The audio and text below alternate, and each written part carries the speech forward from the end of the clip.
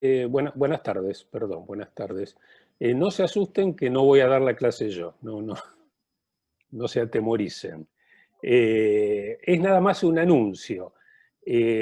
Vamos a continuar la cursada 2 reuniones más, 2 clases más, como para poder avanzar un poco sobre un tema muy importante que nos quedó pendiente, que es diarios de escritores, que es uno de los géneros que en general eh, bueno, más interesan, más gustan, porque muchos de los estudiantes lo practican. Entonces se da una situación bastante especial.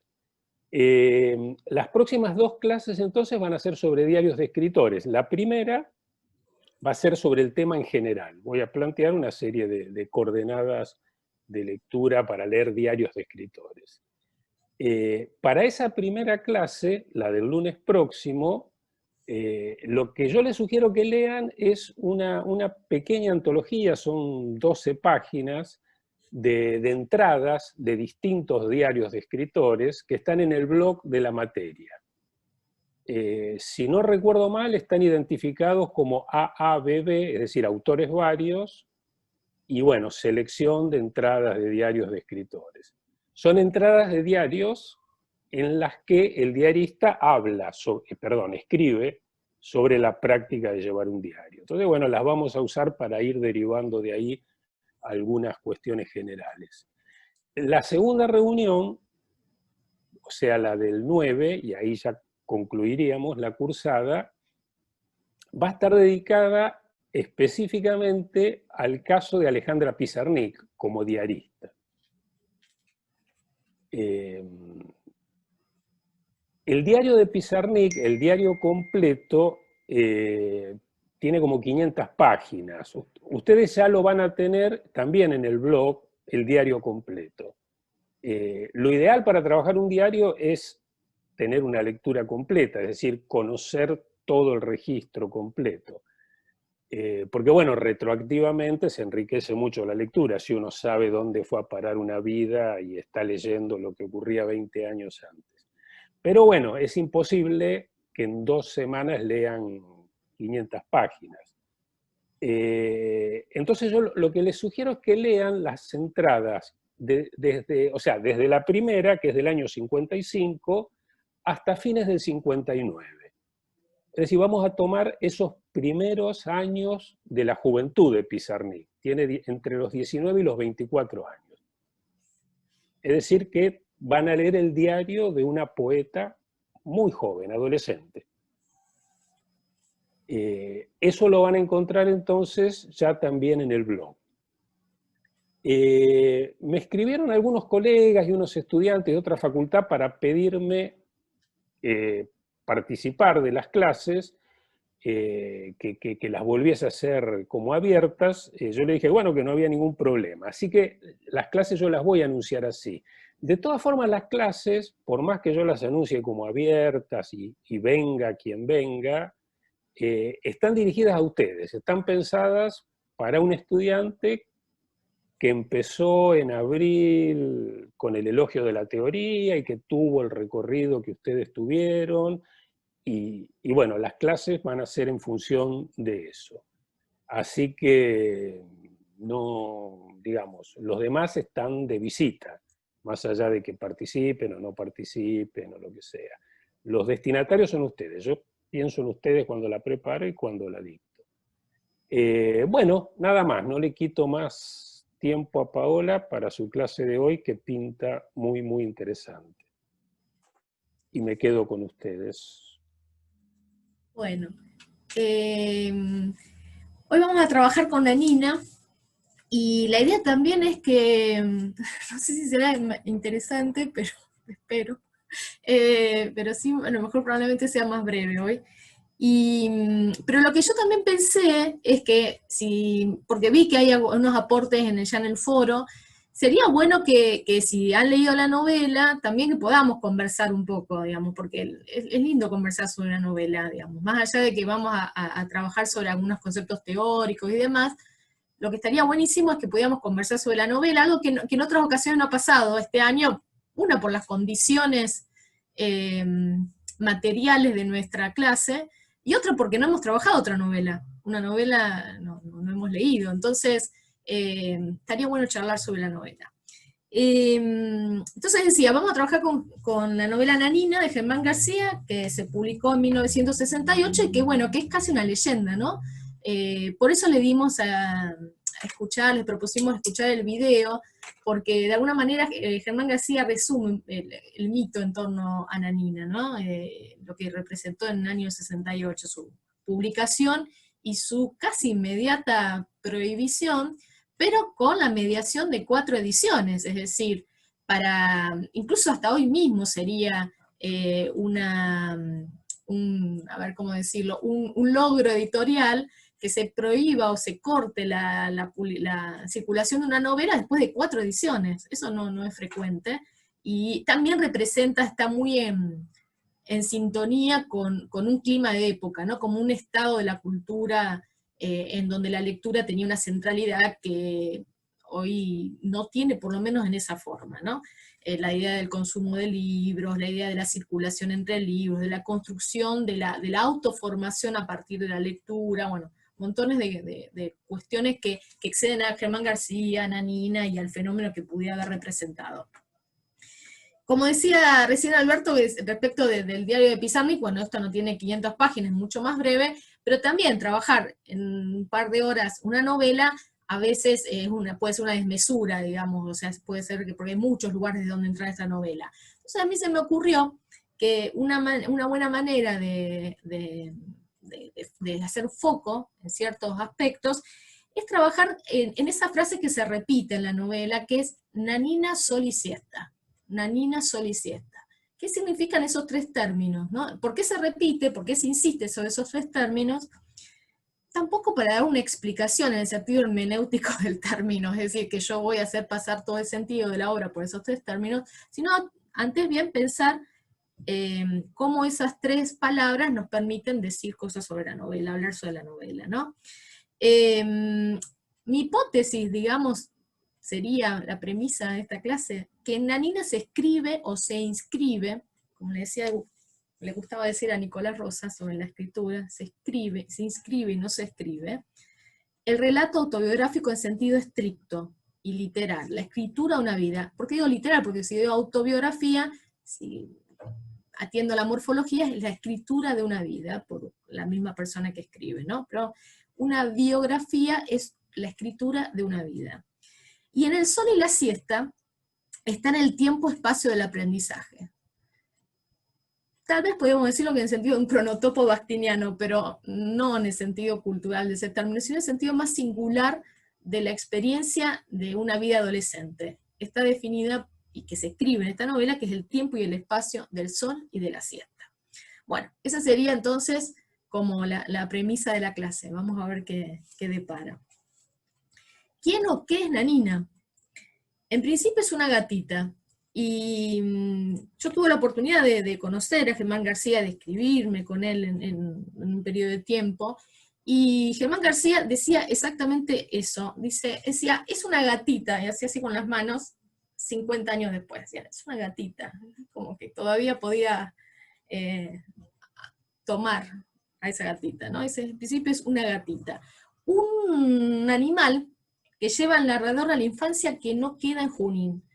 Es decir, ni remite a los años 50, que son los años en los que crece Germán García, autor, Germán García, personaje de esta novela, crece en Junín, pero esa historia que comienza a contarse un 25 de diciembre de 1944, que también es una fecha emblemática, ¿no? Porque es la fecha de Navidad, ¿sí? El nacimiento, la natividad, bueno, eso es una fatalidad de la cronología y del periodo de gestación de su madre, pero es significativo que hayan nacido en Navidad. Esa historia que se escribe, ¿sí? Ese pasado que se remonta, ustedes estudiaron con el texto de Nicolás la idea del recuerdo de infancia, por supuesto que él no estuvo ahí en el momento en que nace, el 25 de diciembre del 44, por eso la historia dice, insiste en el hecho de narrar en presente, ¿no? Es un presente en el que se insiste el relato, en que el relato insiste para eludir el tiempo cronológico de la memoria y detentar el tiempo del recuerdo, ¿no? Ahí es donde se abre el tiempo cronológico de la memoria para darle lugar al tiempo de la rememoración, del recuerdo. Nanina es el corazón maligno del relato, para decirlo en términos de Blanchot, es aquello que se sustrae a toda interpretación. Es algo que permanece mudo, una presencia muda, como es la presencia de un animal. Es una presencia muda, es algo que no dice nada, sino sobre el que se dice algo, se gira en torno a eso, sin llegar nunca a interpretarlo, nunca a definirlo, ¿no? Es lo que le permite, esa presencia muda del animal, es la que le permite a Germán García, escritor, autor, personaje, construir, mejor dicho, al autor y al escritor, construir el personaje autobiográfico de Germán García.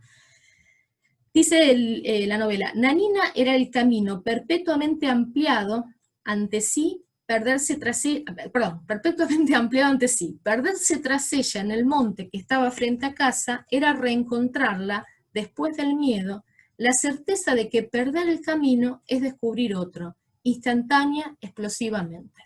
Perder el camino es encontrar otro en forma instantánea. Es algo que sobreviene, ¿no? El encuentro con otro camino. Si ustedes se acuerdan, cuando trabajamos en torno a la idea de cómo se contaba una vida como relato de aprendizaje, decíamos que justamente las formas del camino, las formas del viaje, son las formas, es la forma canónica del relato de aprendizaje, ¿no? La forma de trazar una vida como una trayectoria rectilínea, que en realidad solo cronológicamente progresa, porque en realidad vamos hacia la muerte, o sea, vamos hacia un fin que está prefigurado desde el principio. Pero cronológicamente se define como una trayectoria ascendente en donde se nos van sumando números en la cuenta de la vida, ¿no? Pero, como decía, ese camino ascendente no es más que una simulación que nos ofrece el tiempo cronológico, no el tiempo vital. Entonces, Nanina, ir tras de ella es encontrar otro camino, es salirse de ese camino, ¿no? Es salirse del camino pautado de la historia contada como una cronología. Es salirse de la memoria. Yo decía, Nanina es, en algún punto, el sabor de la Magdalena, dice en un momento, digamos, como un guiño, dice, bueno, era encontrar el sabor, en Nanina encontraba el sabor, ¿no? El sabor de la Magdalena, aquello que me lleva, que me permite el recuerdo. Es Roswell, ¿se acuerdan o han visto Citizen Kane, el ciudadano? Es Roswell, aquello que solo se puede nombrar y no se puede predicar, ¿no? Se puede nombrar como aquello que remite a esa infancia, pero a diferencia tanto del sabor de la Magdalena como Roswell, no hay forma, no hay flashback, no hay forma de construir un relato analéptico, diría el estructuralismo, o sea, que vuelva, que se vuelva regrediente en el tiempo hasta el momento de hallar en el origen a la Magdalena, a el trineo en el que se cifra esa infancia añorada, ¿no? Nanina dice, conduce a la infancia, pero sin rescatarla nunca, dice la novela. Es encontrar a Nanina, pero sin rescatarla nunca, no hay forma de volver a Nanina, ¿no? Por eso sí me acuerdo de ese gesto de Germán García cuando dijo, una gatita. Parecía que quería darle una cierta ontología, entidad a ese animal, ¿no? Desde la memoria vuelta física.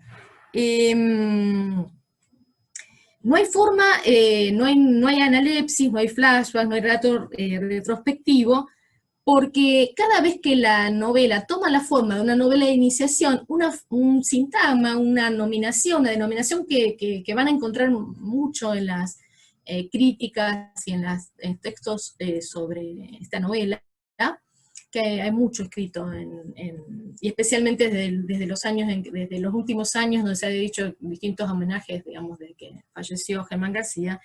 La idea de la hipótesis de una iniciación, o de pensar la historia de una iniciación, implicaría reponer una forma de continuidad de la que la novela reniega. Cada vez que hay una iniciación se interrumpe.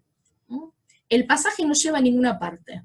No hay un pasaje en donde luego de esa iniciación, luego de ese pasaje, se volvió adulto, aprendió los secretos del sexo, comprendió la importancia de leer, descubrió el amor, nada, no pasa nada, porque evidentemente cuando se produce ese pasaje que si bien se insinúa, se inicia la iniciación en un punto, no lleva a ninguna parte porque se interrumpe y la novela salta a otro fragmento, ¿no? En ese sentido, cuando yo decía que era el corazón maligno del relato, aquello que permanece, que no negocia con la interpretación, que permanece ahí como algo a lo que remite sin síntesis. Hay una frase que me volvía de un poema de Lezama Lima que se llama Fragmentos a su imán, ¿no?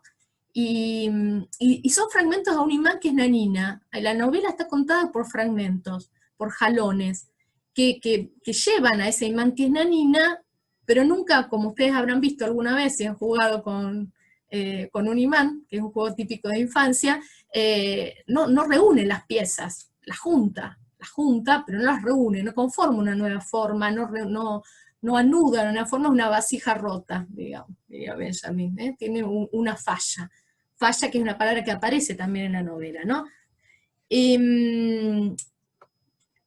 Si renuncia a ser relato de iniciación en el sentido en que renuncia a construir las formas de pasaje, el texto divaga. Divaga en el sentido estricto, es una buena descripción, aunque sea la impugnación que hace el fiscal en la prohibición de Nanina, ¿sí? Cuando el fiscal dice, la novela divaga, porque una vez es niño, en la otra página es adulto, en la otra página es un joven, un adolescente, lo que para el fiscal y para la prohibición es un desvalor, es aquello que impide que la novela tenga sentido, antes bien es el sentido de la novela, esa divagación, ¿sí? La idea de encontrar, como decía en la cita anterior, en ese camino ampliado por otros caminos que sobrevienen, que se abren cada vez que se produce el pasaje. Por esto mismo es que nosotros les proponíamos en el foro que tenían para esta semana trabajar el prólogo de la edición de 1985. Como el propio Germán García explica en el video que ustedes vieron editado por Canal Encuentro, la edición de 1985 es una versión, digamos, es estrictamente una versión, no es una nueva edición, es una versión de la primera edición. ¿En qué sentidos? En sentido, después ahora vamos a ver algunos detalles, pero fundamentalmente él produce ciertas reescrituras y una abreviación de la novela, por una cuestión sencillamente de que tenía que tener una cantidad de páginas y caracteres, entonces tuvo que abreviar, que omitir, hay una cuestión, digamos, más básica y material, que era la abreviación del texto. Pero hay otros cambios que son significativos y que, bueno, a nosotros nos van a interesar, después vamos a hablar sobre ello. Pero lo que nos interesaba, o que les interesaba cuando elegimos ese prólogo de 85, es donde él reflexiona de una manera ajena a la novela, en una discusión, digamos, metaliteraria o metadiscursiva, sería la idea, el hecho de que es una novela que no quiere ser novela. Dice, a falta de otra designación, bueno, digamos que esto es una novela, que de hecho es una novela, pero no quiere ser novela como se explica en la propia novela. Esa idea de renunciar a ser novela, hay que entenderla en principio en lo que se llamaría de una manera convencional el contexto de producción de la novela, en 1968. Una de las referencias de ese contexto la da el propio García en esa entrevista, cuando dice, bueno, después de Rayuela, que se publica en 1963, ya la novela no sería lo mismo, nos dio la posibilidad de escribir otra cosa, ¿sí? Nos habilitó a escribir otra cosa. La referencia a Rayuela, bueno, la tomo porque, bueno, primero porque es un hito en la historia de la novela latinoamericana, porque Cortázar emblemáticamente se asocia a esa renovación de los procedimientos formales de la novela, pero no es la única, digamos, por supuesto, causa o situación de la novela hacia 1968, sino que en realidad la novela era muy compleja para ese tiempo porque justamente una de las formas de la realización del escritor, el escritor alcanzaba en los años 60, su realización como tal cuando escribía la gran novela, ¿sí? Es de alguna manera como también una especie de autoironía sobre, digamos, convertirse o consagrarse como escritor, algo que estoy segura que estaba absolutamente en las aspiraciones de Germán García, porque estaba muy consciente de su deseo de ser reconocido como escritor, pero digamos justamente no en las formas en las que, en esa vertiente, no en las formas en las que la novela consagraba al escritor para fines de los años 60 en Argentina y en Latinoamérica fundamentalmente. Piensa en el marco, digamos, el entorno de lo que se llamó el boom, la novela del lenguaje y todo eso que aparecía también ironizado, ¿sí?, en el texto Narraton de Saer, ¿sí?, donde justamente en la guía de lectura nosotros los invitábamos a pensar, bueno, ¿por qué decía eso en el contexto? ¿Qué estaba pasando con la novela para entonces? ¿Y con qué estaba polemizando? Bien, acá es el año 85, pero reflexionando sobre el 68, está aludiendo irónicamente a las mismas representaciones de la novela que había por entonces. Y también uno podría decir, estoy pensando también en la influencia del Nouveau Roman, ¿sí? En la influencia del Nouveau Roman, que en contra de cualquier forma del ripio del sentimentalismo, diría Saer, y que aparece también en los textos de esa época de Germán García, y también en algo que, digamos, en ese momento se podría decir que prepara lo que va a ser en años posterior el proyecto de la revista Literal, ¿no? De alguna manera, in nuce, como diríamos, en principio ahí se está gestando una cierta concepción de la representación literaria, de la forma literaria, del régimen del sentido, de lo que se entiende de la relación del lenguaje con el sentido, que va a estar asociado a lo que después Literal llamar, con la revista que él funda con Luis Guzmán, entre otros, no dejarse matar por la palabra, ¿no? Digamos, justamente explorar, digamos, la materialidad de la lengua, el nivel de significante y no solo los sentidos, y los sentidos que apresa la costumbre, diríamos, para usar la frase de Girondo que utiliza como epígrafe, ¿no?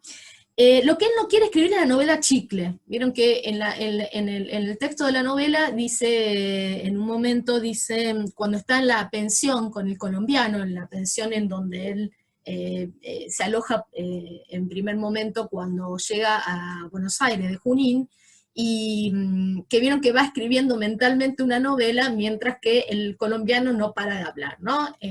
Ahí también hay un gesto muy irónico sobre en qué medida la novela puede representar la realidad, ¿no? El colombiano habla tanto, le cuenta tantas historias y toda evocación de una historia que dice que si el colombiano no paraba de hablar, él tenía que escribir ya una novela tan larga como el Quijote, ¿no? Pero no solamente la novela es larga, o sea, larga en el sentido de una extensión de páginas, ¿no? Sino que dice así la cita: él no cedía en su matanza, que eran las aventuras que contaba el colombiano, y yo me asustaba por lo que tenía que escribir si no paraba. Ya era necesario una novela con epílogo, prólogo, capítulos a medio, creyendo y descenso sin fatiga. ¿Cómo podía, por Dios, escribir esa novela como el Quijote y de menos páginas? La novela chicle hace de toda extensión una experiencia corta. Hay una relación inversamente proporcional, ¿no?, entre la extensión y la novela chicle y su extensión y la experiencia corta.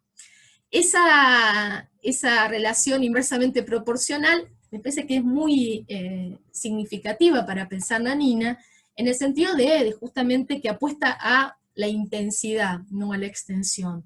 Y apostar la intensidad implica justamente tratar de buscar otras formas de representación, entre las que se encuentra justamente esos fragmentos a su imán, ¿no? La idea de esos fragmentos que no van componiendo nunca una forma orgánica, sino, como dice en un momento, la frase dice cierta incoherente unidad, la búsqueda de una cierta incoherente unidad.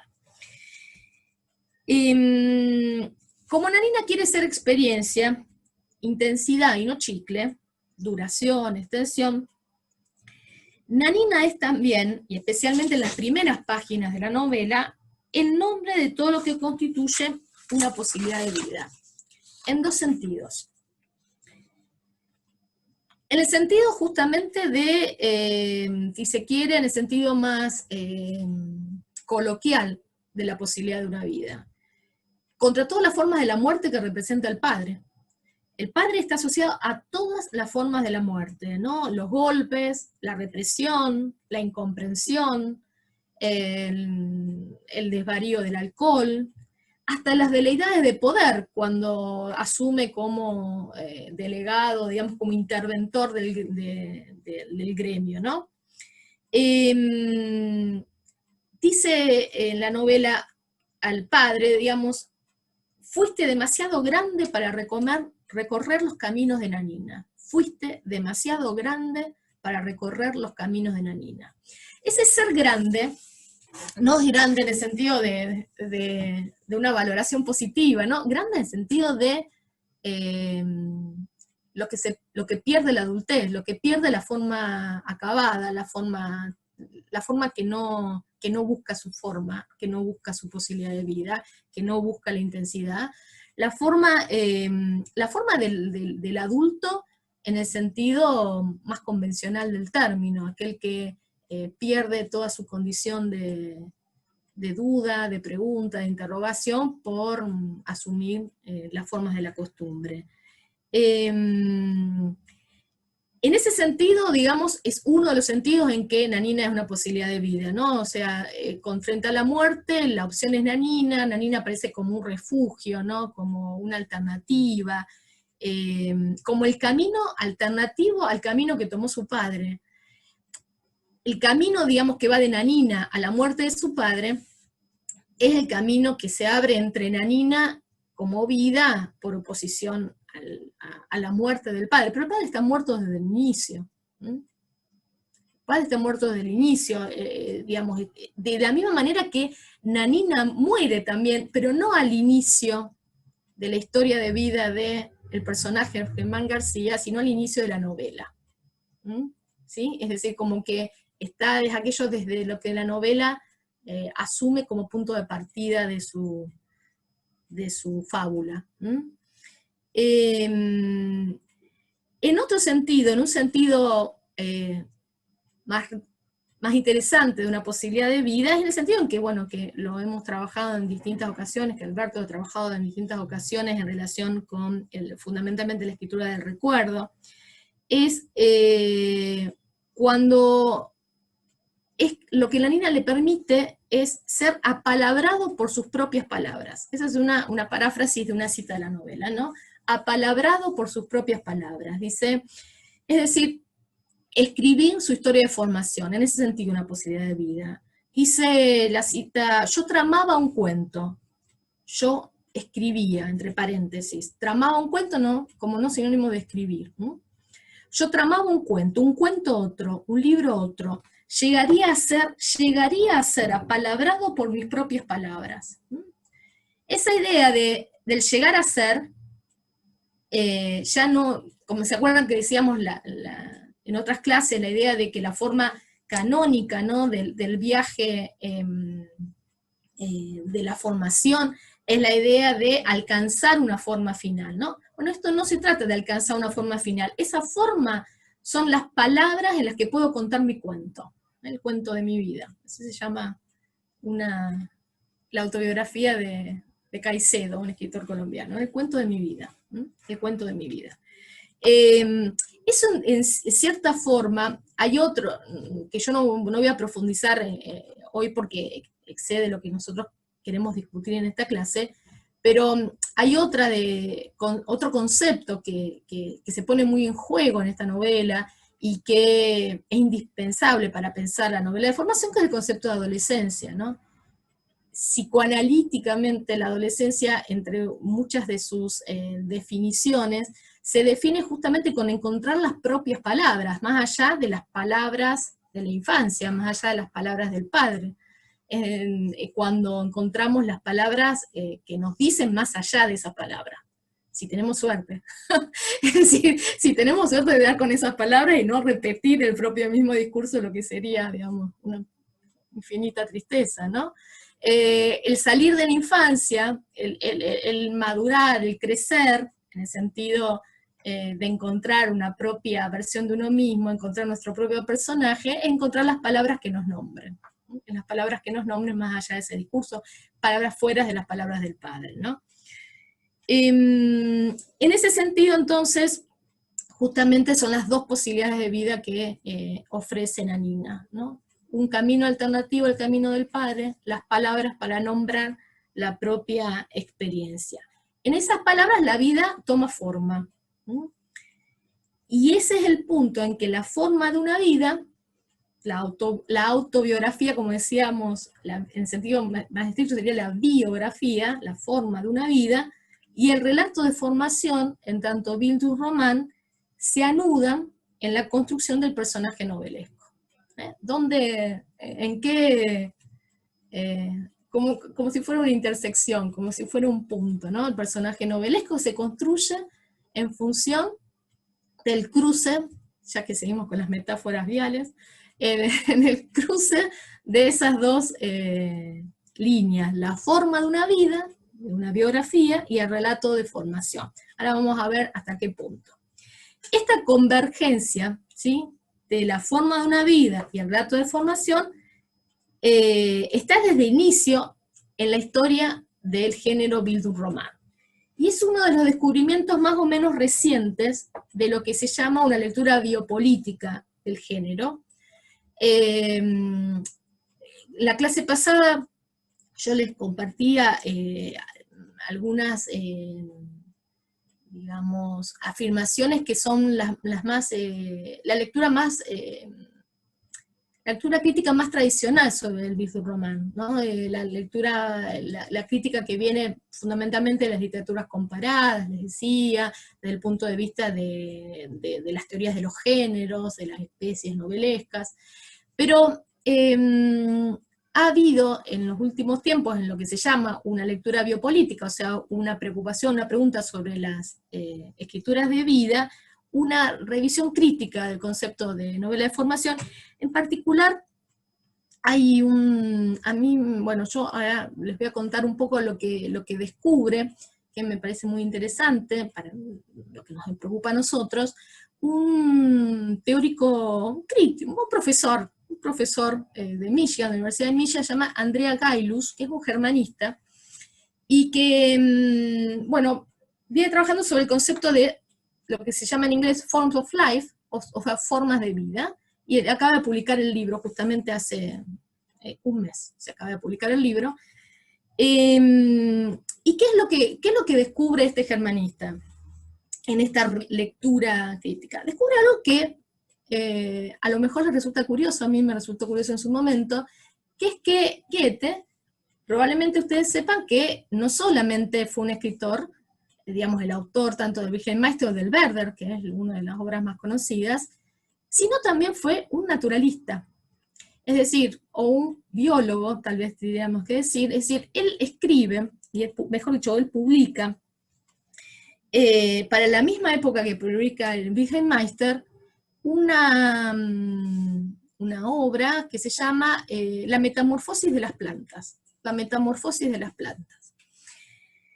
Lo que a mí me pareció interesante para nosotros, y acá voy a hacer una pequeña digresión para después volver a la novela, es que en La metamorfosis de las plantas de 1790, Goethe se pregunta acerca justamente de las formas de vida, pero no solo las formas de vida en el sentido de las disposiciones de vida, de las historias de vida, sino las formas de la vida en el sentido de, digamos, de la vida desnuda, de la vida biológica, no de la vida que construyen las tecnologías del yo, las palabras, como decíamos recién, las palabras que nos apalabran, o sea, no las formas en que construimos nuestros relatos de vida, sino estrictamente como la vida se manifiesta orgánicamente, en el caso básicamente de las plantas y en relación con,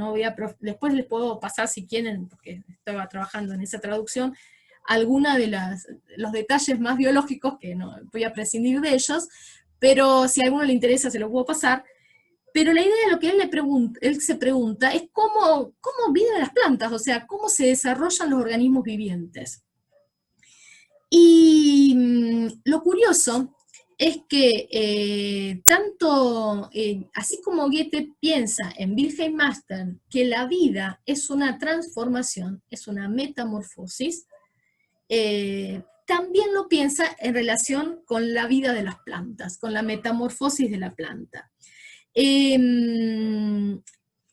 Goethe piensa que las plantas, ¿sí?, no tienen una forma, digamos, no se organizan como organismos fijos, como formas fijas, que no responderían a las formas esas que nosotros aprendemos en la escuela, que decíamos de la secuencia de nacer, reproducirse y morir, sino que no son estructuras estables, sino que sufren procesos de automodificación. Entonces lo que él procura hacer en ese libro que se llama La metamorfosis de las plantas es discernir, dice Gaius, la ley que genera estos procesos formativos, la ley que genera estos procesos formativos, lo que en alemán se llama Bildungen, que es la generación de la Bildung o la generación de la forma. ¿Qué tiene que ver esto con nosotros?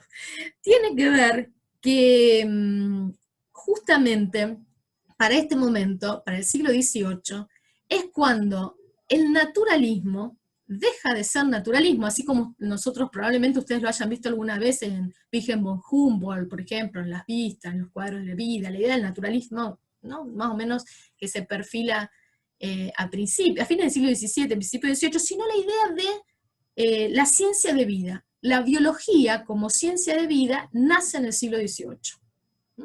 La idea de vida como de biología, una lógica de la vida, nace en el siglo XVIII. Es decir, para el mismo momento en el que la novela busca la historia interior del personaje, la ciencia busca la historia interior de la vida desnuda, de la vida de las plantas. ¿Se entiende eso? Porque digamos, es difícil resumirlo, digamos. ¿Por qué me interesa esto?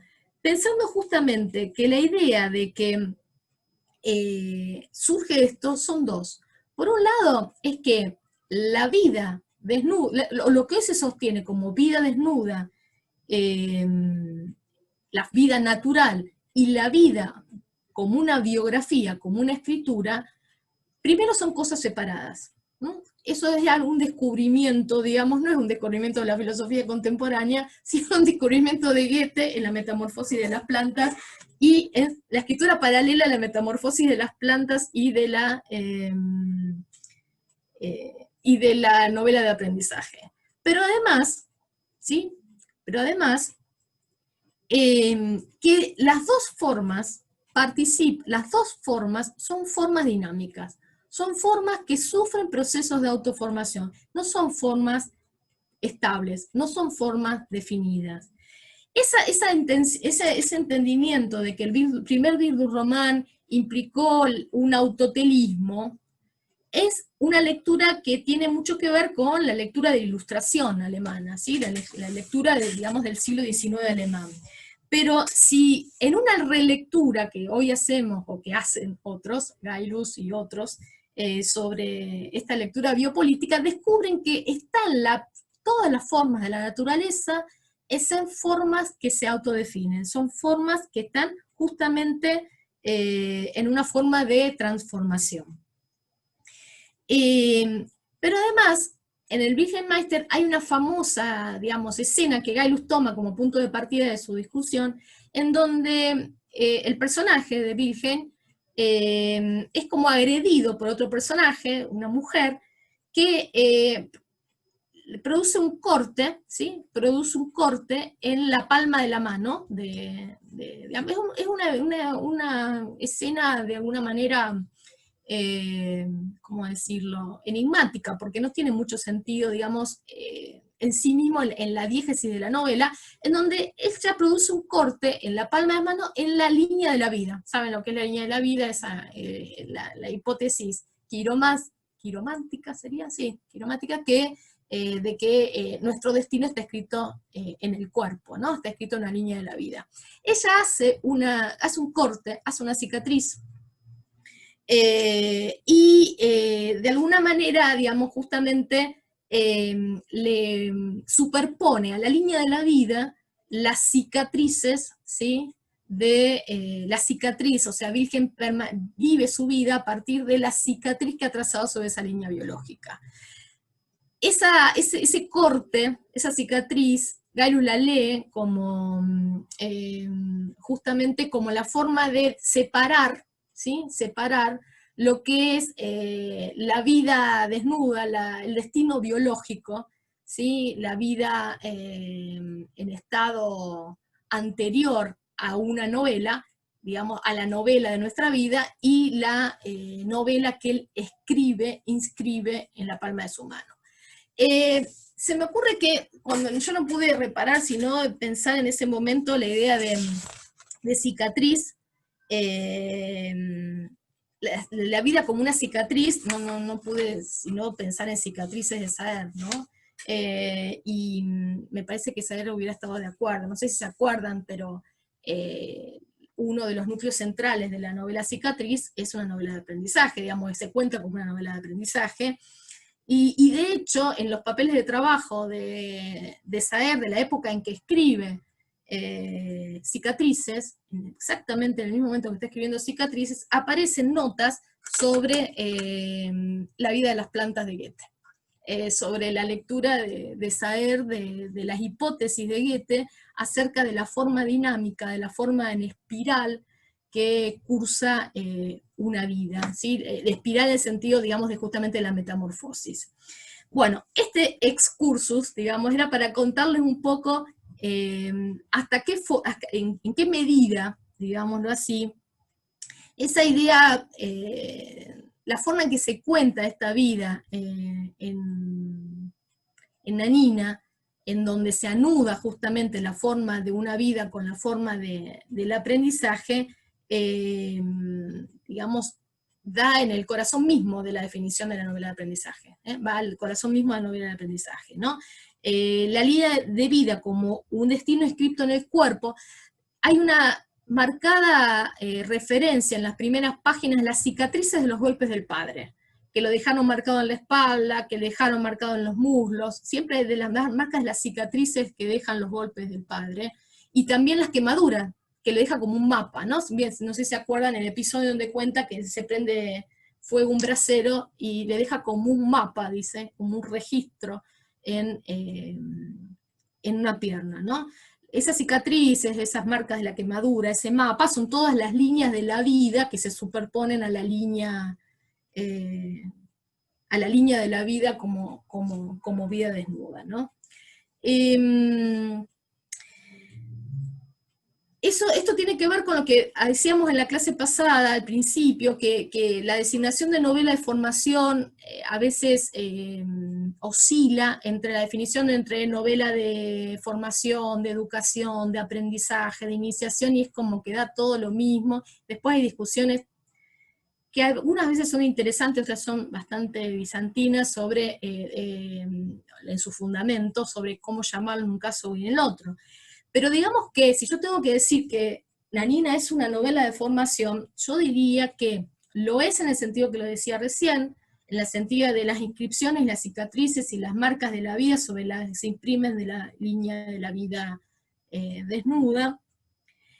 También lo es en el sentido de, hay aspectos de la novela de educación en el sentido pedagógico del término, en el que asume en el siglo XIX, es decir, la idea de alcanzar la forma, ¿no? En el siglo XIX la palabra Bildung, la palabra forma, se asocia al concepto de cultus, que es la idea de cultura, ¿no? La idea de que se alcanza una forma, en este sentido sí es que toma una forma teleológica, se alcanza una forma, se detenta una forma en la medida en que uno se puede apropiar de las formas de la cultura.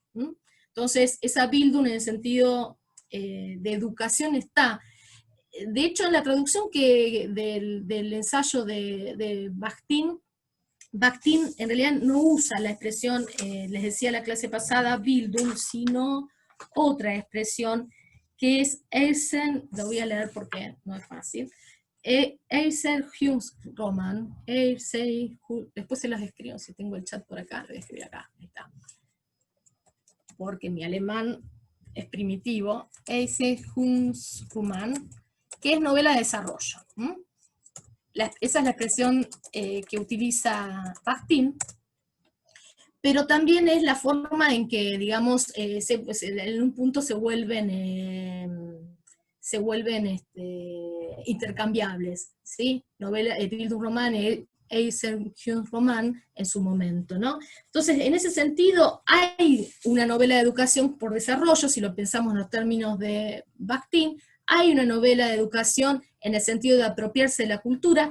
Eso incluso hay referencias, hay dos momentos de referencias muy importantes. Un primer momento en su ingreso a la Biblioteca Echeverría, de su descubrimiento de la biblioteca, que es un momento artiano por excelencia, ¿no? Sin duda, es un descubrimiento de la biblioteca, pero después el descubrimiento de la calle Corrientes, en el descubrimiento de las mesas de saldo, en donde aparecen incluso, ustedes habrán podido apreciar, toda una biblioteca del momento, ¿no? Que va desde Pedro Páramo hasta el Rulfo, de Rulfo hasta las novelas de Henry Miller, ¿no? Entonces decía, hay algo de eso, hay novela de educación en el sentido pedagógico, hay novelas de educación en el sentido de lo que, que dice Bakhtin cuando se refiere a la idea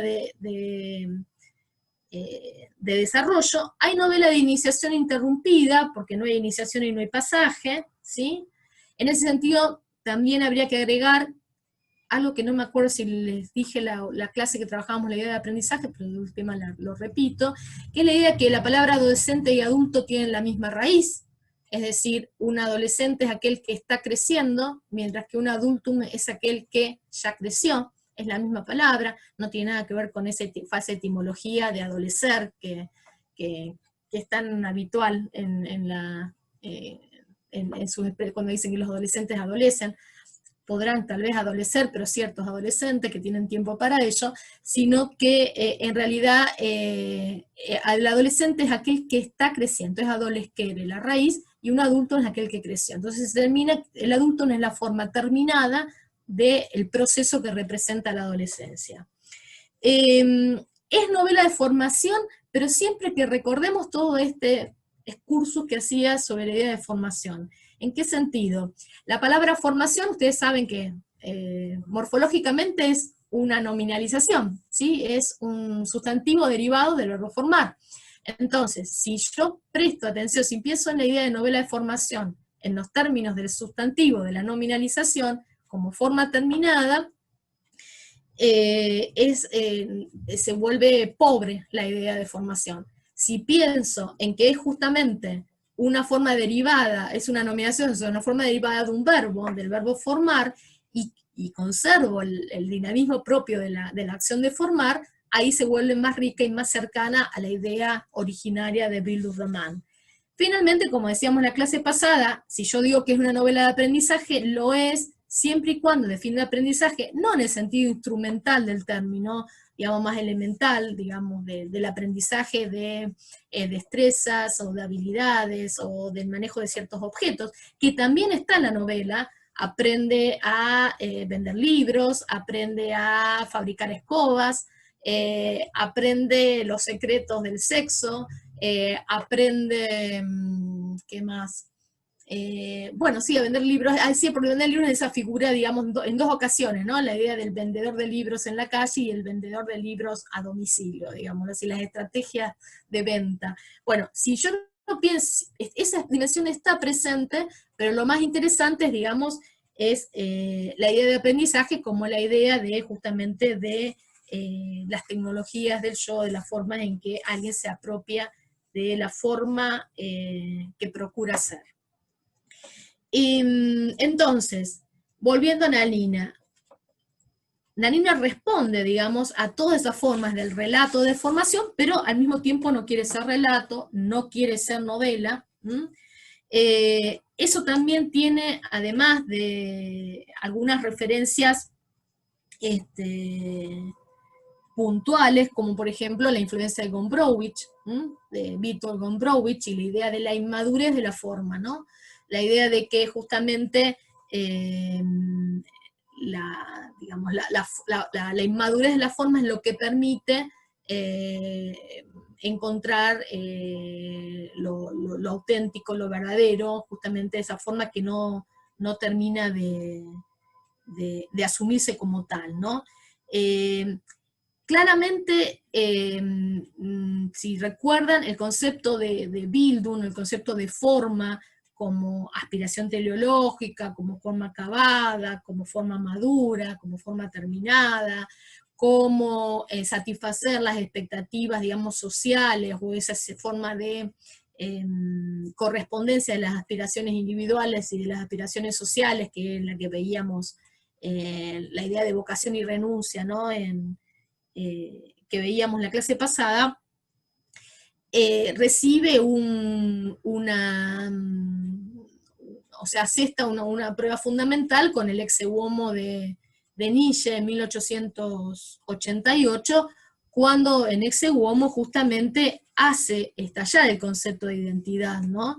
E integridad de la Bildung, cuando plantea que la única forma a la que se puede aspirar es que eso que somos y que tenemos no es ya ni un sujeto ni un objeto, no es ninguna realidad de ningún tipo, ni subjetiva ni objetiva, ni siquiera una idea, sino algo que tendríamos que, algo que tendríamos que realizar, sino puramente una invención, ¿no? Eso que yo recuperaba la última parte de mi clase pasada, ¿no?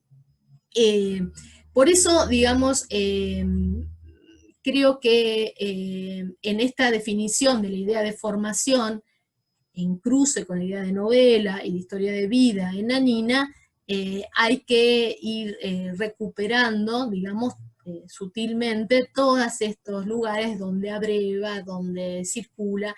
Alguien que la anécdota cuenta, hay que creerle o no, que cuando se presentó en su exilio en París frente a Lacan, dice que Lacan le pregunta, ¿usted de dónde viene? Refiriéndose, esto es todo un relato, ¿no? Tenemos que ver si le creemos o no, que Lacan le pregunta de dónde viene pensando en su formación, y él le dice, vengo de la literatura, vengo de la literatura. Ese venir de la literatura, ¿no? Uno puede resignificarlo en muchos sentidos, que no significa solamente que él era un practicante del psicoanálisis, como acostumbran a decir, que no era un psicólogo, no tenía una formación académica en el psicólogo, pero sino una formación que venía de la literatura, ¿no? Pero ese venir de la literatura, si yo lo traslado, esa frase de la que no hay testimonio más que la de Germán García, la traslado a la lectura de la novela, creo que se vuelve muy presente esa idea de venir de la literatura, de construir un personaje con origen novelesco, de construir un personaje a partir de justamente de ciertas palabras. Esta concepción dinámica, de todas maneras, de la forma es la que yo más rescato, porque, digamos, es la que me permite, en este concepto de forma de vida que yo decía de Andrea Gailus, pensar mejor la relación entre la forma de una vida y la forma de un aprendizaje. Algo de eso no es que haya leído de ninguna manera Gailus ni revisado esta lectura biopolítica de la novela de aprendizaje de García, pero algo de eso está también en lo que él entiende por una biografía y por una autobiografía o una novela autobiográfica, en ese prólogo de la versión de 1985 que les proponíamos como lectura para la clase pasada. Si ustedes se fijaron en el prólogo de esa edición de 1985, dice que le resultó fácil haberse desprendido del equívoco de la biografía. Del equívoco de la biografía. ¿En qué sentido, digamos, esto es una hipótesis, una lectura, en qué sentido podemos conjeturar que se refiere justamente a un equívoco, la biografía? ¿Qué cosa no sería un relato biográfico o autobiográfico? Y tal vez podríamos decir que justamente es la identidad referencial a la que Leyen le atribuye la condición autobiográfica, o la que retoma Albercas en su concepción referencial a la idea de pacto autobiográfico, pacto ambiguo. ¿Por qué sería un equívoco? ¿O dónde estaría el equívoco? Podría pensarse que está en la identidad nominal. La idea de pensar que la identidad pasa por el nombre. En la versión de 1985, que de esto debe tener una explicación, lamentablemente no se puede preguntar ya, pero debe tener una cuestión, responder a una exigencia conjetural de eludir. Ya en el 85 no había problemas con la censura, pero digamos, sobre el horizonte de los problemas que ya había tenido la novela, los padres del personaje se llaman Leopoldo y Amelia, en la versión del 85, y no Antonio y Blanca, como se llaman en... Tengo la novela... acá. En la versión del 68, que es la misma versión que ustedes tienen, o sea, eso sí, no hay diferencia, no sé dónde dejé la otra, no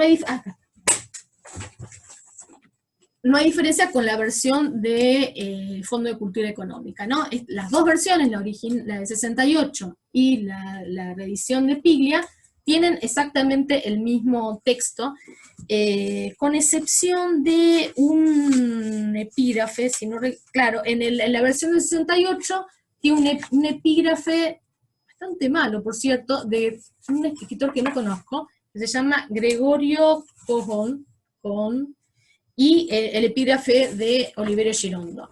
En la versión del 85, las diferencias están, como les decía, en ciertas paráfrasis, en ciertas, si el cuerpo del abuelo quedó helado y otro quedó frío, ese tipo de cuestiones así, de estilo, digamos, de reescritura de estilo, pero lo más interesante son los nombres.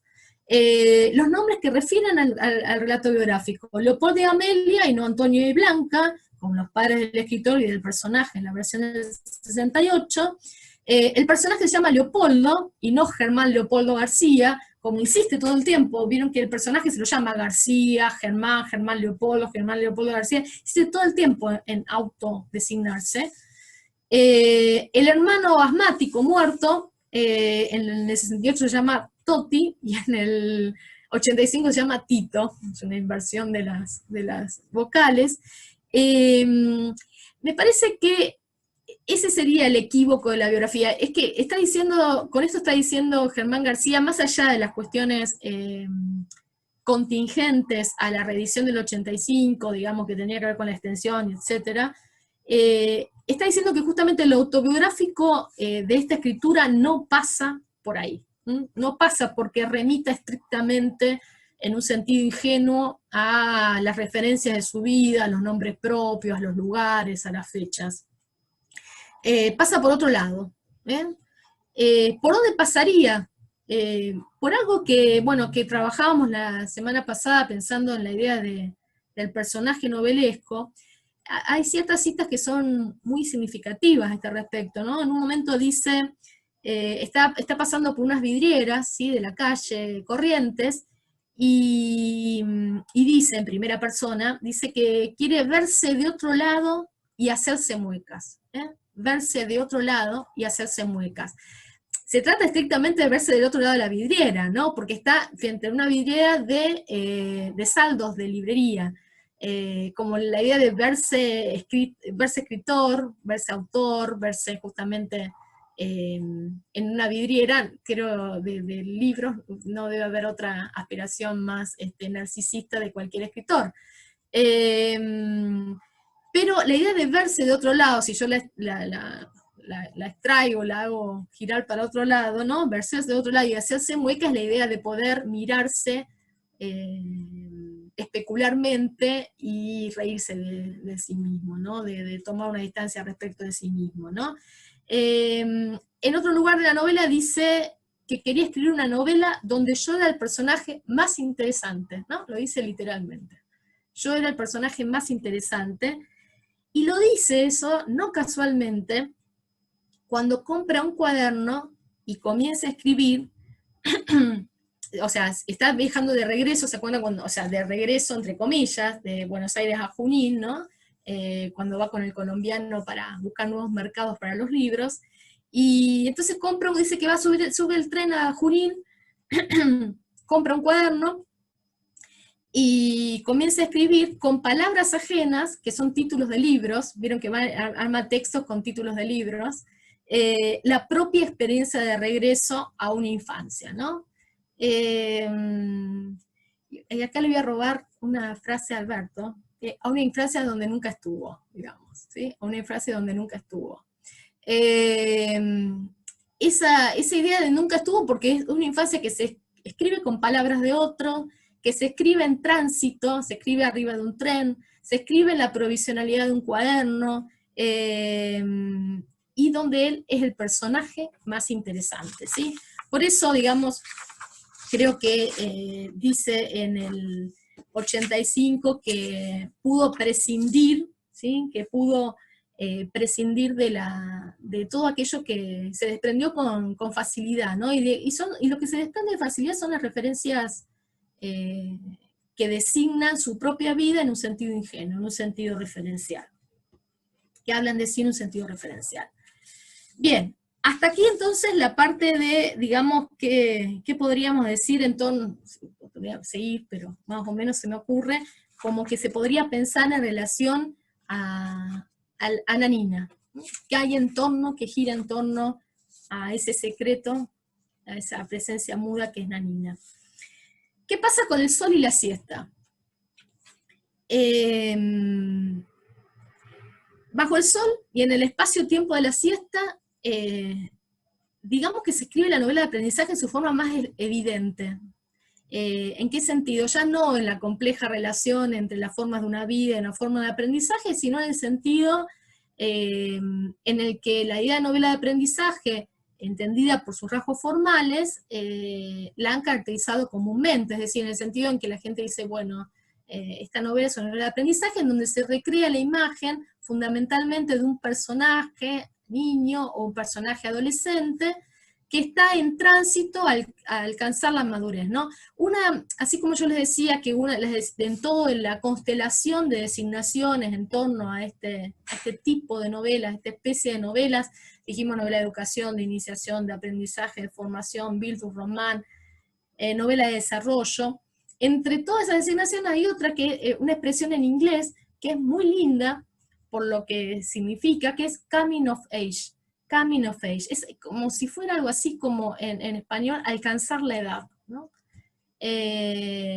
Alcanzar la edad, la idea del coming, que es en inglés un gerundio, ¿no? La idea es la idea que se pierde en la palabra de transformación en español, ¿no? Como nominalización. Coming es un gerundio, es justamente la idea de algo que está en movimiento, y es alcanzar una edad que es la edad de la razón, es la edad de la madurez, es la edad de la edad adulta, ¿no?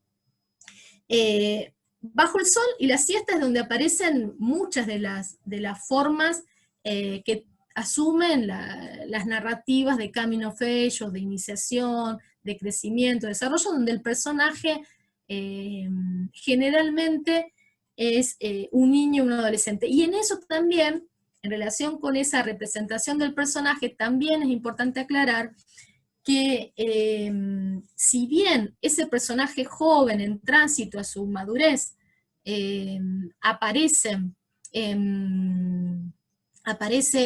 Paola, ¿te puedo hacer una pregunta? Sí, dame 2 minutos porque no te escucho bien. Dame que me acá esto. Yo quiero saber cómo dijiste, coming on age o coming of age. Coming of age. Ahora voy. Dame 2 segundos, no te escucho bien, por eso, Luis, dame 2 segundos que así te puedo escuchar bien. Ah. Sí, Coming on age of age. Estuvo en el chat, mira. Coming of age. Ahí está. Coming of age. Estaba buscando por acá, hay varias antologías de Coming of Age, y aparte una designación que designa mucho a los tipos de películas, ¿sí? En el cine se usa mucho la expresión de films of Coming of Age. ¿Qué decía? Decía esto justamente del carácter,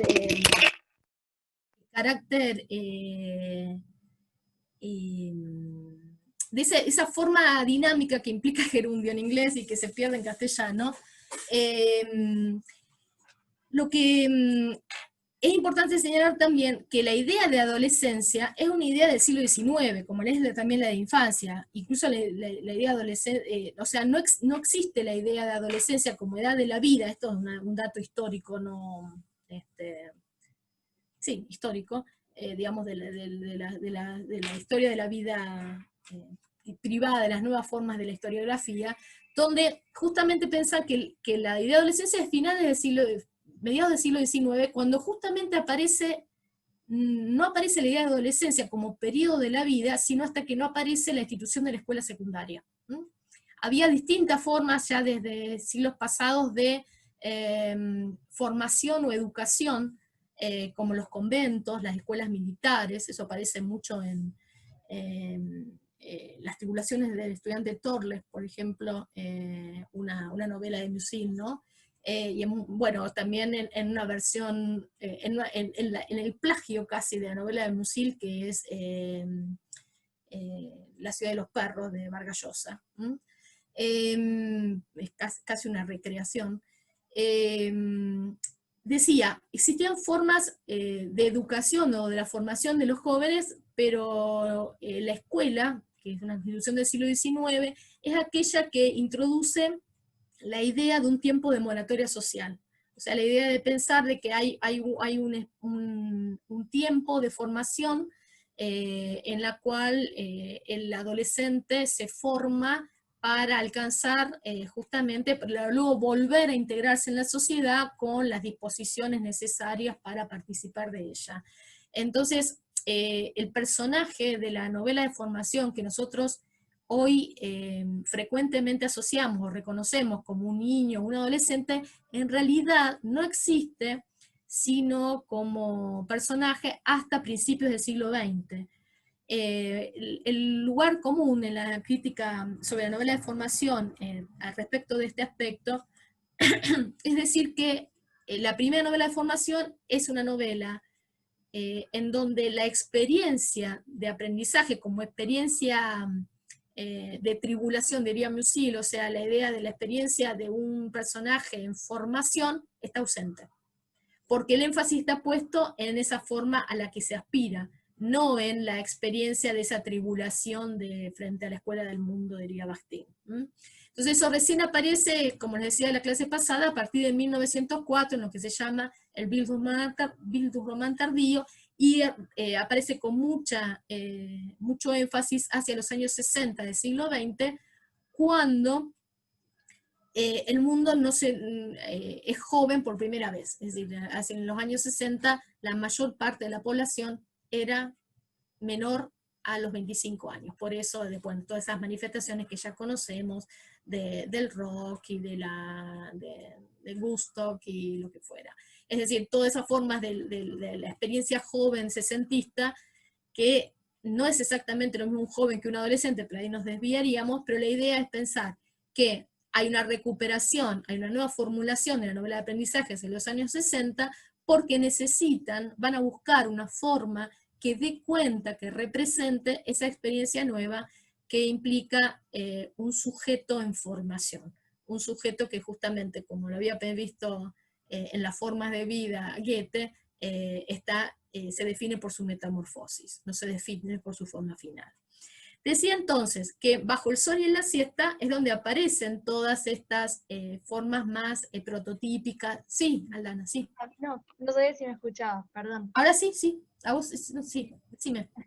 No, y entonces en ese sentido, justamente la experiencia no estaría actuando justamente como una acumulación, sino precisamente como ese acto que acontece y que transforma constantemente. No sé, me pensaba en el primer cuatrimestre cuando habíamos visto esa Claro. diferenciación.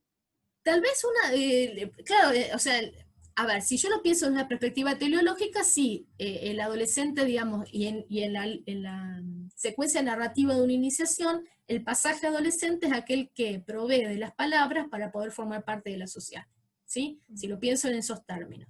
Si lo pienso como está planteando Nanina, en donde ese pasaje es un pasaje en donde no hay un lugar a donde llegar, sino que hay un lugar donde construirse y donde encontrar nuevas palabras. Algo así como, bueno, por eso es muy gombrosiano, es decir, es la sospecha de que aquel que alcance esa forma adulta es digno de preocupación.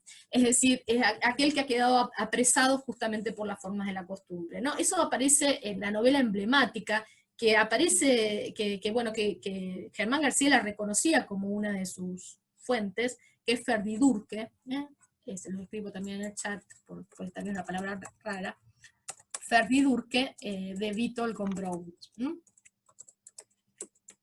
En Ferdidurque justamente está la idea de esa idea de eso, es un personaje donde que a la medianía de su edad, más o menos se supone que tiene 30 años, es asaltado por su adolescencia, vuelve de pronto a su adolescencia, ¿sí? Es atrapado por el verdor, dice en un momento, ¿no? Atrapado por el verdor adolescente. Bueno, esa idea de la inmadurez del verdor que aparece en Ferdidurque, y que es muy complejo en la estética de Gombrowicz, también hace sentido con la idea con la representación de Nanina de la idea de la edad adolescente, ¿no?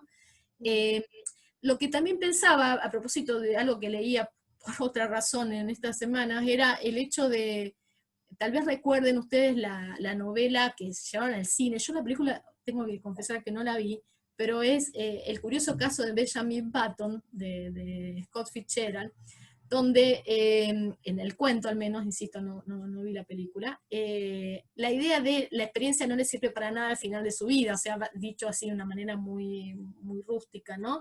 Es la idea de una trayectoria de vida que como vuelve al inicio, pero no vuelve al inicio en un viaje a la semilla, ¿sí? Muere más joven de lo que nació, ¿sí? Muere más joven de lo que nació. Es una trayectoria que, digamos, que a Gombrowicz le hubiera gustado, no sé si le gustó. En el sentido de que la experiencia que se ha recogido en la vida no sirve para nada, o sea, no experiencia en el sentido de una capitalización, sino, y justamente lo que él termina sus días recién nacido, ¿no? Termina sus días recién nacido. Esa idea de la natalidad de la que habíamos hablado la clase pasada, y esa idea que está en esa frase que yo citaba de la novela, cuando le dice al padre que él era demasiado grande para poder transitar los caminos de Nanina, ¿no? Bueno, decía, esos aspectos, o sea, no es que la novela reniegue de muchos de esos tópicos o construcciones de personajes, o espacios, o tiempos, que son, digamos, rasgos formales de la novela de aprendizaje. Pasa que entra en ellos y se despega, o sea, entra en ellos, los transita, los atraviesa, y los niega al mismo tiempo. No los niega en el sentido de impugnarlos, sino niega en el sentido de desdecirlos. En un momento de la novela, el narrador dice, se tiene como a informar a propósito de nada, como en costumbre, o sea, sin implicar una causalidad o tratar de establecer una coherencia, a que ama el sol, ¿no? Y dice, les leo un parrafito. Dice, Nanina y el sol, como si fuera el título de la composición, ¿no? Nanina y el sol, 2 puntos. Amo el sol, su resplendor es único. El sol significa ese espacio abierto más allá de los techos cerrados de todas las ciudades. Un espacio donde la ciudad, vista desde un avión, se vuelve sobre sí en el abrazo de su historia. Sin el sol, jamás hubiera entendido un solo poema, un dolor solo, un grito más allá de las monedas, el trabajo, los techos dados vueltas sobre sí. Y si Nanina tenía los caminos de la amplitud y el aire, era porque ella tenía los caminos del sol. Nos podían mentir la historia que ellos mismos inventaban, podían inventar a Dios, a los héroes de la historia, pero no podían inventar el sol, no podían engañarnos con él. esa idea del sol, ¿no? ¿Qué se puede leer? ¿Qué aparece, no? Primero, el sol aparece aquello que designa, aquello que se percibe más allá, que se abre más allá de lo que se ve, ¿no? En un momento más, a continuación se habla del resplandor, ¿no? En el resplandor, en ese aura del sol, aparece aquello que está más allá de lo que se percibe, ¿no? Construye una escena, prepara el acontecimiento, prepara aquello que justamente abre los caminos que llevan a otra parte. En ese sol está la huida, ¿no? En el sol está la huida, en aquello que está bajo el sol está la huida, y se me ocurre pensar de que ese sol ilumina, digamos, o elude el curso prefijado de la vida como línea recta, ¿no? Ilumina lo que dice, en un momento dice la novela, los escalones del almanaque buscando la adultez, ¿no?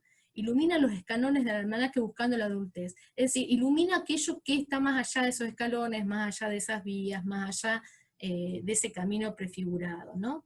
Porque no hay ninguna razón para que aparezca el sol ahí, ¿no? Y entonces, en esa idea es como, diría Benjamin, una iluminación, ¿no? Es algo que aparece ahí como una epifanía, algo que aparece bajo el sol, y que no tenía otra posibilidad de ser sino bajo el sol de la niña. El sol es uno de los ámbitos, el otro es el de la siesta, ¿no? Dice en un momento, estaba sentado una tarde, vacío, como un tacho sin fondo, cuando un tobogán inexplicable me lanzó hacia otro mundo, ¿no? Nuevamente la metáfora del otro mundo, los otros caminos, las otras formas por donde se transita. Ese otro mundo, en donde estaba sentado una tarde, es el tiempo-espacio de la siesta. La siesta es el tiempo privilegiado de la novela de aprendizaje. Si la novela de aprendizaje tuviera un tiempo, es la siesta. Incluso, hasta tal vez, si tienen suerte, debe haber formado parte del relato autobiográfico de muchos de nosotros, digamos, qué cosas pasan en las casas con los chicos y los adolescentes en la hora de la siesta, ¿no? Es un dato realista, si se quiere. Es el territorio no reglado. La siesta es el territorio no reglado, el territorio no reglado de la infancia y la adolescencia. Es una dimensión alternativa a las reglas del mundo. Es un tiempo, una interrupción. La siesta es un tiempo de interrupción al tiempo ocupado, ¿no? La jornada laboral, la jornada de estudio, digamos, el tiempo ocupado, el tiempo útil, el tiempo funcional, se opone al tiempo perdido, ¿no?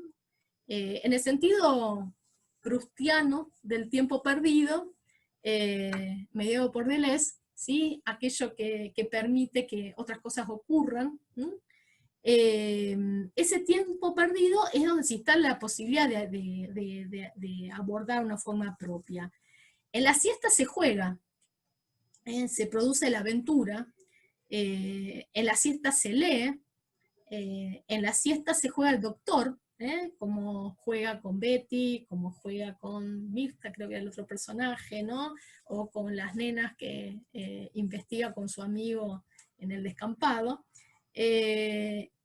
Lo que pasa es que en esa aventura del juego, en esa aventura que representa, aventura en el sentido de aventurarse, ¿no? De salirse otra vez del camino, ¿no? Hay un cuento de Conti, que tiene un personaje que es justamente la idea, que se construye todo a partir de salirse del camino, ¿no? De salir del camino. Mientras que se lee, mientras que se juega, mientras que se viven aventuras, se revela el mundo que pertenece a los adultos. Es decir, eso es lo importante del tiempo-espacio de la siesta. No es que es un tiempo no reglado y un tiempo en paralelo, ¿sí? Es un tiempo en paralelo, un tiempo paralelo en el sentido que se apropia, pero es un tiempo desde donde se hacen descubrimientos sobre el mundo. Si ustedes recuerdan, hace un poco de memoria, todos van a poder encontrar algún cuento de personaje adolescente o novela de personaje adolescente o infantil que en la hora de la siesta, bueno, eso está muy presente, incluso hay un cuento que se llama Siestas directamente, de Cortázar, ¿no? Cortázar hace toda una exploración del tiempo de la siesta. Pero en general aparece, insisto, en casi todas las novelas de personaje niño o adolescente, ¿no? Entonces decía, en la novela de aprendizaje lo más interesante es que no es necesariamente con un personaje niño o adolescente, es que en ese tiempo de interrupción, en ese lapso de tiempo se revela otro mundo, ¿no? Él dice en un momento, el personaje dice en el momento de la Nina, dice, todo era no saber por dónde empezar a observar un mundo que era tan inmenso que nos daba susto. Todo era no saber por dónde empezar. Esa revelación es la de un mundo tan amplio, tan enorme, tan dispuesto a la exploración, de no se sabe por dónde empezar. ¿Acaso por eso en el mundo, en la Nina, parece recortado? ¿Sí? Se sustrae a toda unidad, no se trata de tratar de componer, digamos, esa imagen orgánica, esa totalidad de la que hablábamos en la novela decimonónica, ¿no? Justamente si no, la novela Chicle es la que podría haber dado cuenta de ese mundo y crear la ilusión de que se puede aprender ese mundo, o sea, que se puede conocer en su totalidad, ¿no? La novela realista crea esa ilusión. Mientras que esta novela, en su cierta incoherente unidad, da una imagen provisional del mundo. Una imagen provisional del mundo que se construye desde la mirada de un personaje que se hace al tiempo que va conociendo ese mundo, ¿sí? Que acompaña ese descubrimiento, esa transformación, ese desarrollo del mundo, ¿no? El personaje también, digamos, ese mundo aparece recortado en ciertos espacios que digamos que son donde se aprende, espacios donde se aprende, ¿no? La calle como espacio, como espacio en el sentido antropológico del término, como un lugar, o mejor dicho al revés, un lugar en sentido antropológico como espacio, un lugar donde se puede apropiar, pero también la calle Corrientes y sus librerías en particular, la biblioteca, el descampado, aparecen en una suerte de discontinua remitencia mutua, ¿no? Es como si uno pudiera, si en esos caminos que le lleva por la vida, en ese viaje discontinuo, transita una calle y aparece en otra. Está en una calle Corrientes y luego aparece en Junín. Está en la biblioteca y ese lo lleva a el recuerdo de la casa de la abuela. Es decir, esos espacios como que reenvían unos a los otros, y de ninguna manera en el capítulo estamos en tal novela, en tal espacio, y en el otro capítulo se delimita por otro ambiente, para usar el término realista por excelencia. Esa discontinua remitencia mutua, obviamente está jugando con la vida, con la metáfora de la vida como viaje, ¿no? En ese sentido hay un momento de la novela que es el mismo momento en donde él va de regreso, porque bueno, de regreso nunca se sabe si está yendo de ida o de regreso, a Junín, o sea, no se sabe si son viajes de ida o de regreso, en donde el viaje se superpone sobre el recuerdo del tío que le dice, que el tío que es maquinista de un tren, ¿recuerdan ese episodio? El tío que es maquinista de un tren y le dice que siempre hay descarrilamientos, que por más que las vías están inglesamente tendidas, que es hermosa la imagen, inglesamente tendidas, siempre hay descarrilamiento, que él toma todas las precauciones en el viaje, como maquinista toma todas las precauciones. Sigue las vías inglesamente tendidas, pero siempre hay fallas. Y repite esa frase, siempre hay fallas, siempre se producen descarrilamientos, ¿no? Entonces, en ese sentido, la novela no niega alguna forma de destino que representarían esas vías inglesamente tendidas, pero porque aparte dice que advierte la imposibilidad de no ser. La imposibilidad de no ser, que es una doble negación, ¿no? La imposibilidad de no ser es la obligación de ser. La imposibilidad de no ser, pero no dice la obligación de ser, la imposibilidad de no ser. Sabe que está compelido a transitar las vías inglesamente tendidas, pero elige cómo viajar. Y elige asumir en ese viaje los fallos sobre los cuales le advierte un tío, que eso también es muy interesante, digamos, eso también es un juego, un guiño, digamos ahí, de la idea de la transmisión, ¿no? El que le da la verdad sobre la vida, cómo se vive, cómo se viaja, cómo se produce ese viaje, no es el padre, es un tío, ¿no? Hay un desplazamiento ahí en el orden de la transmisión, que es un nuevo guiño, un nuevo juego sobre justamente digamos, el viaje o el curso de la vida, ¿no? Si la infancia no da opciones, si está la imposibilidad de no ser, ¿qué elige la novela? O sea, ¿qué se elige positivamente, ¿no? Esto decía, ¿cómo se representa el viaje que se elige? Para mí la frase más linda de la novela es cuando dice, y tomaremos, cuando se refiere a su hermana, ya en Buenos Aires, dice, y tomaremos la forma de lectores. Y tomaremos la forma de lectores, ¿no? Ese devenir lector es la imagen que elige para, ante la imposibilidad de no ser, ser. ¿Qué elige ser? Elige ser lector. Ese tomar una forma de lectores en la novela está, en principio, digamos, delimitado en función de la lectura como una práctica, o sea, el hecho de que cuando cuando hermana llega a Buenos Aires y compran libros y leen libros y cuenta cuáles son los registros de lectura suyos y los de su hermana. Pero, por supuesto que está diciendo otra cosa también, que es justamente esa de devenir lector, y que eso me parece que es la gran imagen, digamos, de la idea de formación en Anina, ¿no? Tomar la forma de lector, ¿no?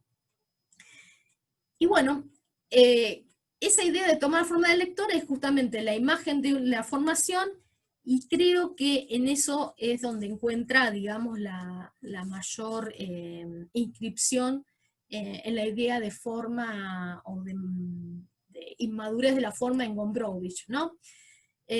Gombrowicz dice, ser alguien es estar continuamente informándose sobre quién se es y no saberlo de antemano. Ser alguien es estar continuamente informándose sobre quién se es y no saberlo de antemano. Esa revisión, ¿sí?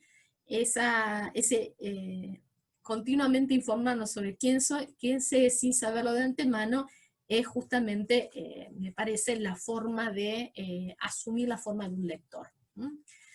Bueno, esto sería, digamos, las notas a la idea de Nanina, Sol y Siesta. ¿Algo que podamos conversar sobre la novela?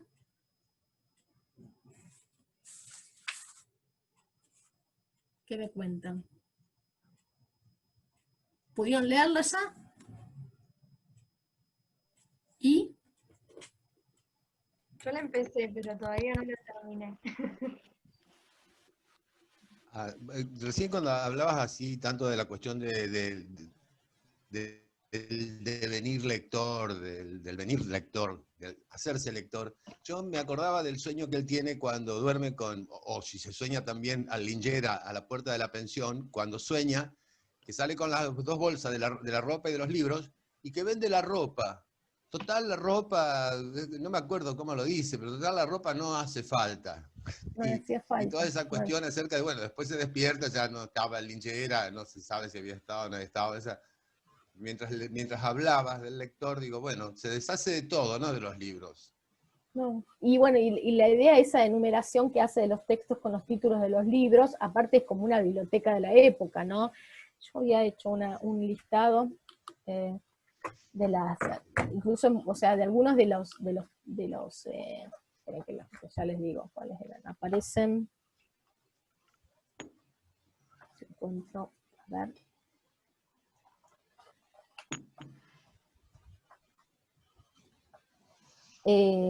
aparece Otras Inquisiciones, Las Armas Secretas, El Miedo a la Libertad de Eric Fromm, que en realidad es de 1941, pero el Paidós lo reedita en 1961, es la biblioteca Paidós, que está en la traducción de Gino Germani, es un libro fundamental, aparte, como les decía, él viene de la literatura, o sea que probablemente estemos hablando ahí de los libros que estaba efectivamente leyendo, tiene 20 años cuando escribe esta novela, Claro, sí. Germán García, Un Kilo de Oro, de Walsh, Final de Juego, que se reedita justamente sudamericana, casi todos los títulos son de Sudamericana, que es también la editorial del momento estrella en los 60, Sobre Héroes y Tumba del 61, ¿no? De Compañía Fabril. Todas esas referencias a los títulos no solamente trazan una metáfora de la identidad de lector como metáfora, o sea, como forma que él asume, sino como una identidad en el sentido más antropológico del término, ¿no? O sea, qué libros, qué lecturas o qué biblioteca lo están construyendo como escritor y como sujeto, ¿no? Claro, Sí. claro. En los dos Y aspectos. otra cosa después también que medio digamos, como que me golpeó, no del todo muy amablemente, es ese cambio en el ritmo que hay entre la primera y la segunda parte. La segunda parte se me torna como pedregosa, pegajosa, difícil de llevar. La primera parte, en lo que vos decías, las entradas y salidas, las interrupciones, los cambios de camino, son perfectos y por momentos uno se quiere perder ahí. Pero la segunda parte es como que a uno lo pierde directamente. Él dice, bueno, basta, no te quiero seguir escuchando. No sé, una cosa Bueno, de esa eso es índole. una impresión de lectura más personal, por supuesto, pero sí, lo que sí Claro. coincidía con vos, no, está bien, quiero decir, digamos, no tiene ganas de escuchar o no a alguien Sí. en algún momento, pero a lo que me refiero, sí coincido con vos en el hecho de que la segunda parte es la parte donde es más consciente de su escritura, eso es lo que se vuelve más, me parece que coincidiría con vos, es más pegajoso. Es Más como que pegajoso. escribe el analista que está haciendo antes que el escritor. Tiene 20 años, eso es lo que no deja de ser sorprendente como dato Sí, biográfico, ¿no? sí.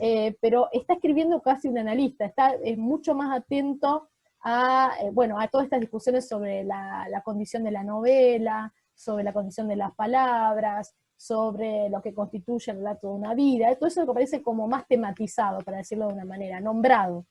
Lo que resulta más, me parece, encantador en la primera parte es el hecho de que no aparece tan nombrado, tan dicho. Y eso se vuelve espantoso, no es una opinión mía, sino amplia de la crítica, en la novela que sigue a Nanina, que se llama Cancha Rayada, y donde vuelve a aparecer el personaje de Germán García, vuelto personaje, y se llama Leo. El personaje se llama Leo, que si bien es la abreviación de Leopoldo, el diminutivo de Leopoldo, es Leo en el sentido de la condición de lector, y todo pasa, digamos, por la batalla, que Cancha Rayada es la historia de lo único fracaso de nuestro, bueno, hubo otros, pero digamos, históricamente reconocido como un nuevo fracaso del ejército. Eso está en el Entonces, texto bueno. que vos hiciste circular hoy. El texto que hiciste circular, que es tuyo. Está la Sí, cuestión de sí, Cancha ese Rayada y sí, Leo, sí. Ese sí, el cancha, sí, el de Madre y Madurez, sí, ese es un capítulo de mi libro. Y bueno, esa idea ahí se vuelve más, digamos que es la parte más pobre, digamos, de cualquier literatura, que es cuando quiere decir cuáles son sus intenciones, digamos, o sea, quiere mostrar el backstage de esa escritura, si se quiere, los presupuestos, el plan de tesis de esa novela. La primera parte, sin duda, la referencia a Nanina como cifra de su infancia es linda, digamos, es más, se lleva mejor en la lectura, coincido con vos. Uh-huh. Bien. Gracias. Y Aldana, vos empezaste a leer la novela y... Sí, no, a mí también coincido con Luis en esta primera parte, que quizás se vuelve mucho más llevadera por este ritmo que plantea, este ir y venir.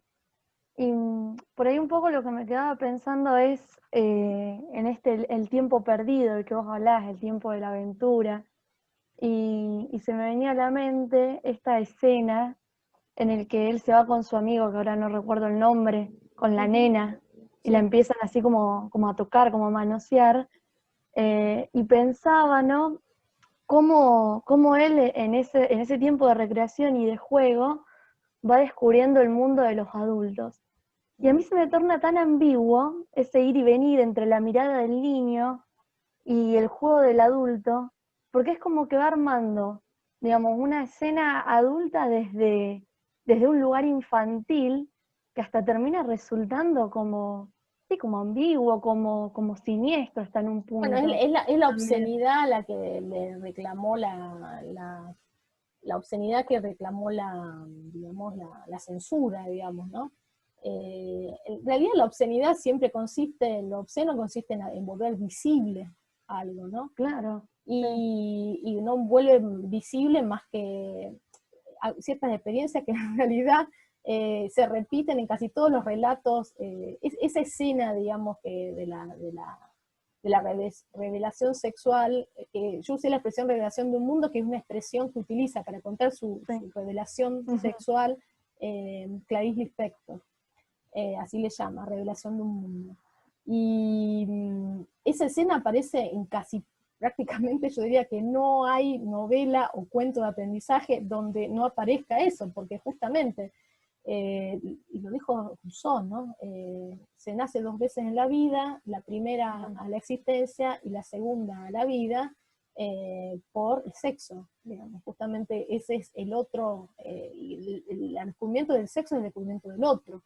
Entonces, esa escena es indispensable, ¿no? Y la idea de iniciación incluso cuando en el imaginario generalmente remite a iniciación sexual, Claro. cuando se piensa en los relatos de iniciación. Sin embargo, bueno, es una iniciación a la vida, pero esa ambigüedad que vos señalás, bueno, obviamente que vista desde de la visibilidad de esa escena, se vuelve obscena, digamos, en términos represivos para la censura, ¿no? Pero siempre, digamos, el recuerdo de infancia es de un adulto. Lo único que tiene en particular esta novela, que a mí me resulta muy interesante en relación con otros, incluso escritores de su época, Walsh mismo, que festeja la llegada de la niña, que él tiene esta novela es celebrada por Rodolfo Walsh, y hay una relación de Walsh muy cercana a Germán García, que es inversamente proporcional a Puig, digamos, justamente hay una cuestión así de celo entre García y Puig, pero de cercanía entre Walsh y Germán García, que tiene que ver, digamos, ¿qué quería decir con el Walsh? Walsh, Miguel Briante, Germán García, son todos escritores que están escribiendo, que escriben, digamos, estos cuentos de iniciación, estos cuentos adolescentes, estos cuentos de aprendizaje, o novelas de aprendizaje, o sea, narrativas de aprendizaje, en el momento que están creciendo. Son todos extremadamente jóvenes. Algunos empiezan a escribir desde los 14, 15 años, 20 años, ¿no?